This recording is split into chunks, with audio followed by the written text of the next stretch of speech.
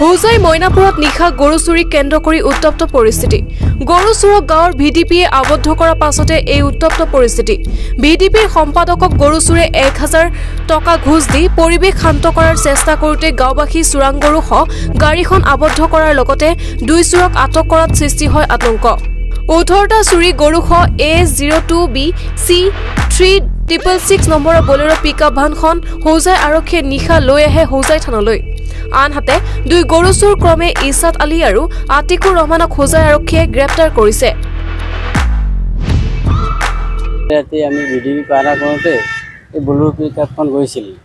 তাৰপিছত আমি সুধিছোঁ কি আছে গাড়ী, গৰু আছে। গৰু চালানটো দিয়া, চালান দিব পৰা নাই, সিহঁতে আমাক পইচা দি আছিল, আমি পইচা লোৱা নাই। তাৰপিছত আমি ভাবিছিলোঁ যে এইটোতো চোৰাং গাড়ী গৰু হয়। তাৰপিছত পুলিচক ফোন কৰি থানাত চলাই। এটা গৰু আছে, 18টা গৰু আছে। 18টা ক'ত ধৰে? মইনাপুৰ। মইনাপুৰ নে চিকাৰীগড়? নাই, মইনাপুৰ। মইনাপুৰ হয়। ক'ৰ পৰা ক'ত লৈ গৈছিল গৰু? সেইটো কৈছে হোজাইৰ পৰা পৰমাৰ পৰা লৈ যাম বুলি। আপোনালোকে ধৰিছে? হয়। কিন্তু আৰক্ষী তথ্য দিয়া মতে নীলবাগানৰ পৰা লংকা লৈ গৈ আছে। নাই, সিহঁতে আমাক যিটো কৈছে সিহঁতে কৈছে হোজাইৰ পৰা পৰমাৰ পৰা লৈ গৈছে।